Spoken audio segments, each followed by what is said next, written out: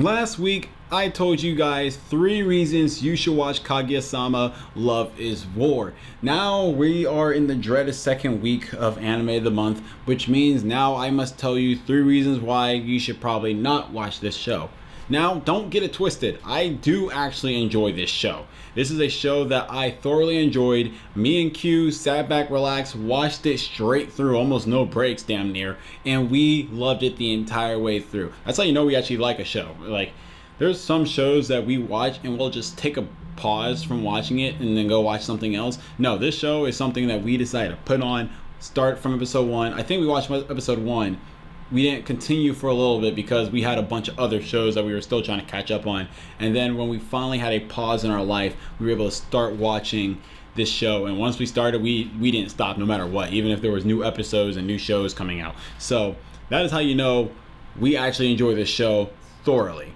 That being said, hey everyone, what's up? I am C-Tim Emotionless, you can call me Savage, and welcome to Anime of the Month. This is 3 reasons not to watch Kaguya-sama Love is War. Intro, activate.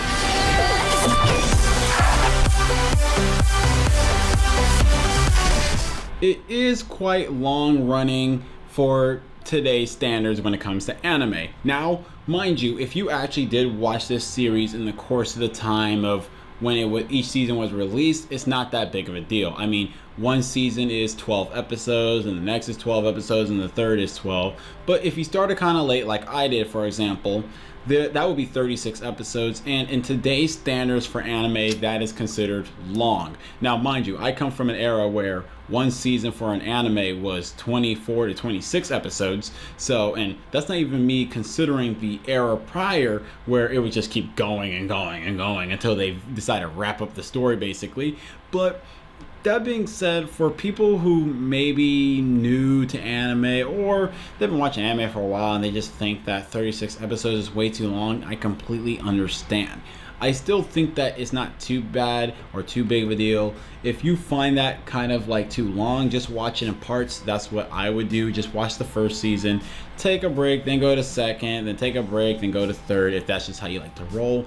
But once again, I do understand. Hell, I haven't caught up to One Piece the anime simply because it is really, really long. Now, mind you, I've caught up to a lot of things that are very long, such as Detective Conan and Hajime no Ippo, the manga. So, you know, it shows I can endure that. It's just that it's a lot. That's a lot of time invested in.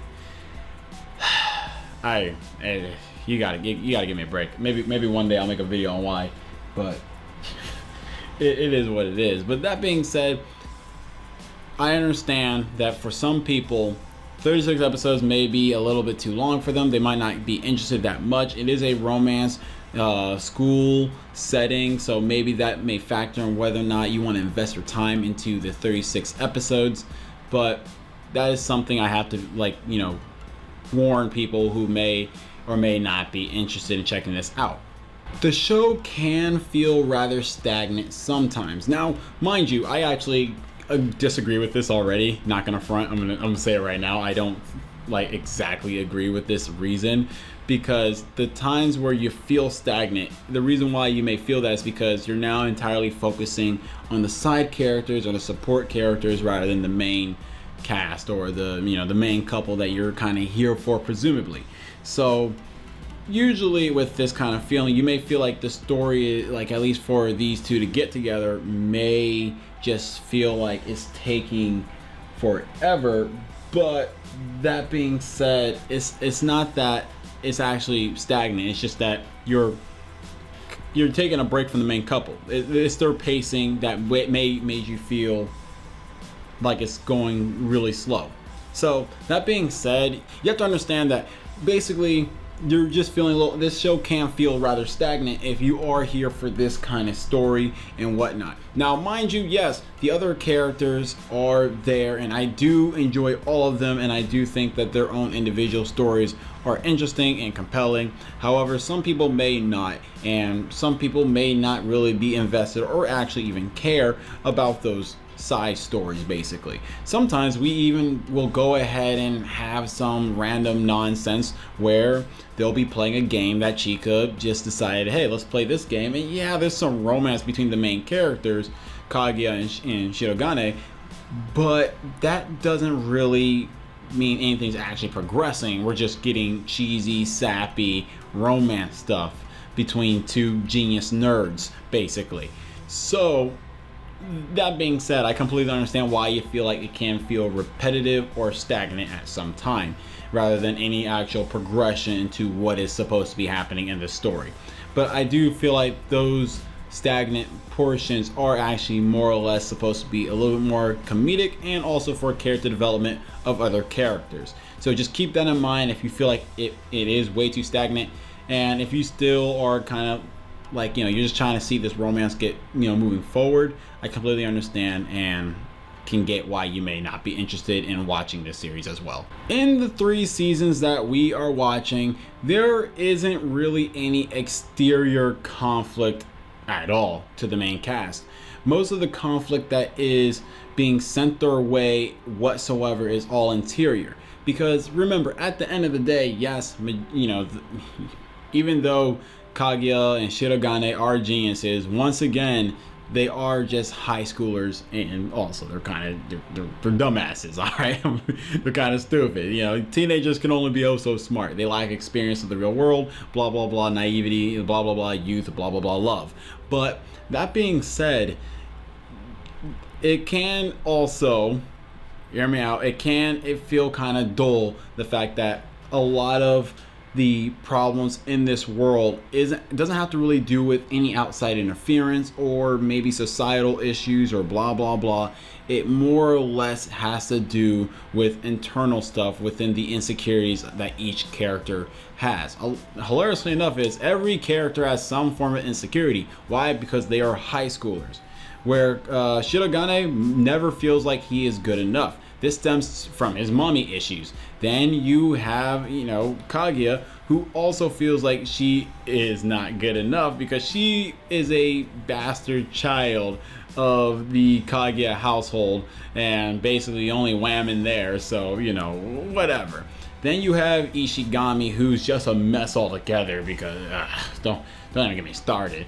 Ino is also a mess and has I know she has like stage fright. She got better at it at some point, and I believe she has is it inferiority complex? Is that the right one? Or is that actually Yu Ishigami that has an inferiority complex? Someone is looking down on themselves here in general.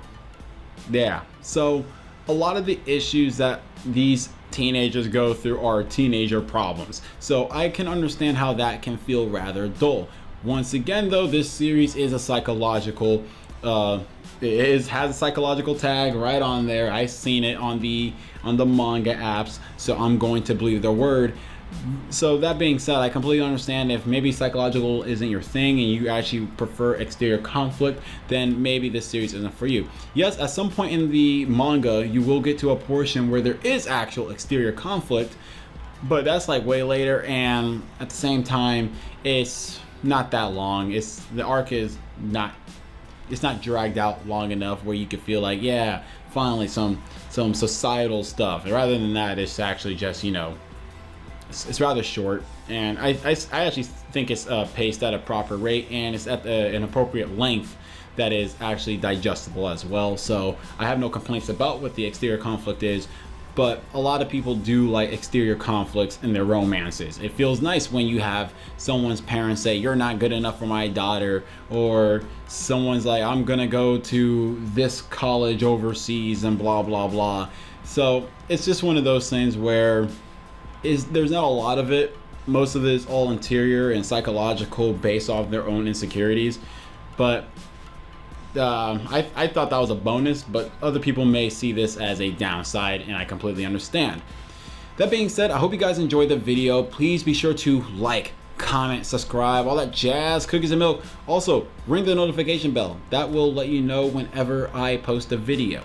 So, that'd be pretty darn neat. That being said, did you like how I basically negated almost everything I listed as a reason as I kept going? I justified everything that people may not enjoy about it. That being said, you should still definitely go watch Kaguya-sama Love is War. Just do the things I say and keep everything I said in mind, as a counter to all the things that I listed as not to watch it, because I actually do think this series is really good. And honestly, I want more people to know about it and to watch it. I think it'd be awesome. Help the author gain some dollars, and the companies and studios make some dollars from watching their show. Don't look at it on a piracy site. Don't do that. That's not cool. Come on, man. Help these people. They bust their arse so we can enjoy this kind of stuff.